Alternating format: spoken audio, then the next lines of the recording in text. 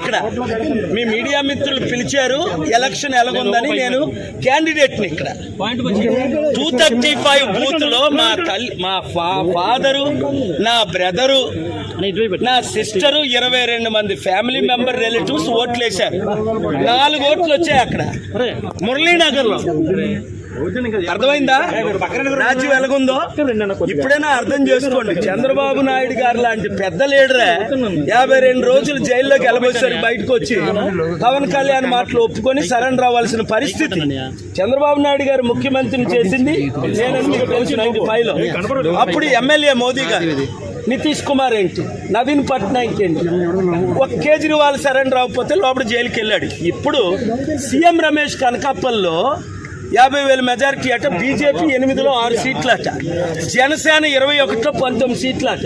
ఇంకెందుకు ఎలక్షన్? ఇప్పుడే నేను కలెక్టర్ గారితో సంతకం తీసుకొని వచ్చాను. ఆయన పెట్టనంటే గొడవ పెట్టుకొని మీరు ఎక్నాలజ్మెంట్ తీసుకోండి అని. ఇదిగోండి సంతకం. ఏమని డిమాండ్ చేశాను? కోర్టు ఆర్డర్ ఉంది 23-30ని. ఏమని? మీరు సీసీటీవీ లింక్ లాస్ట్ టైం ఎందుకు ఇచ్చారు క్యాండిడేట్లకి, ఇప్పుడు ఎందుకు ఇవ్వలేదు? ఇప్పుడు అర్థమైంది ఎందుకు ఇవ్వలేదు. సీసీటీవీ కెమెరాలు వెనకన ఎందుకు పెట్టలేదు, చుట్టూ ఎందుకు పెట్టలేదు? ఎందుకు కారణం? నాకు పడిన లక్షల ఓట్లు పోని యూత్ నిరుద్యోగులు 2 లక్షలు, క్రిస్టియన్స్ 2 లక్షలు, 3.5 లక్షల్లో బడుగు బలహీన వర్గాలు 2 లక్షలు ఏమయ్యాయి అంటే, పోనీ నా ఫాదరు, నా సిస్టరు, నా బ్రదర్లా, నా ఫ్యామిలీ మెంబర్స్ 235 బూత్లో వేసిన ఓట్లు. ఆ రోజు నన్ను పోలీస్ శ్రీకాంత్ 15 నిమిషాలు హెరాస్ చేసి ఆపారు సిఐ పోలీసు. ఇంత దరిద్రం ఎలక్షన్స్ ఇంకనవసరం. చైనా లాగే, రష్యా లాగే మోదీ గారు టోటల్గా ఆయనే లైఫ్ లాంగ్ డిక్లేర్ చేసుకోవడం బెటర్. ప్రైమ్ మినిస్టర్గా, ప్రెసిడెంట్గా ఇంక ఎలక్షన్స్ అని పాటించని అవసరం లేదు.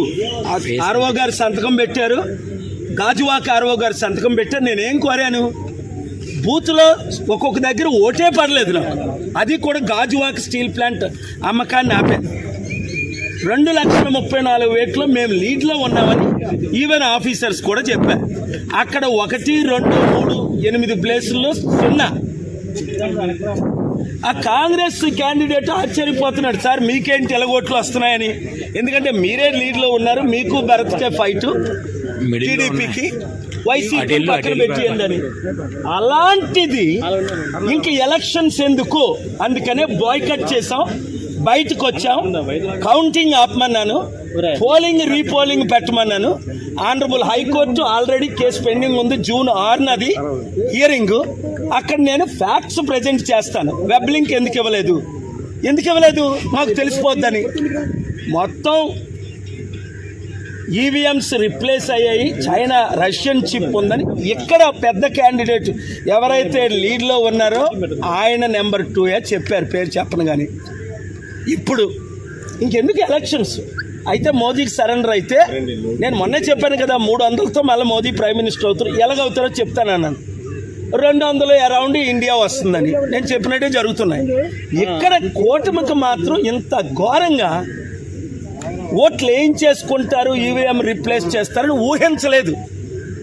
మునుగోడులాగా మాకు ఇక్కడ ఓట్లు. నేను పుట్టినూరు, పెరుగునూరు, 1000 కోట్లు దానం చేసిన నేను.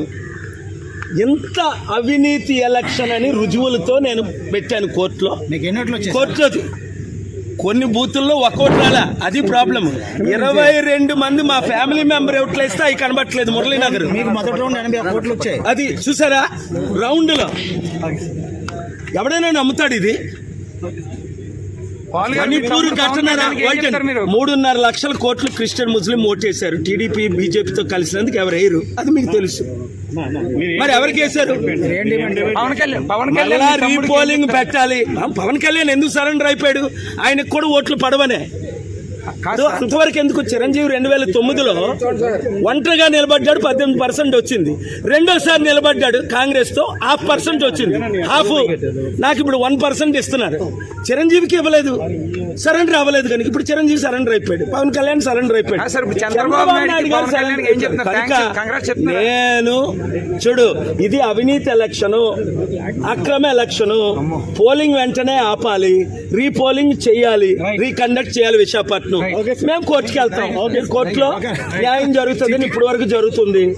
న్యాయం జరుగుతుందని ఆశిస్తున్నాను. Thank you.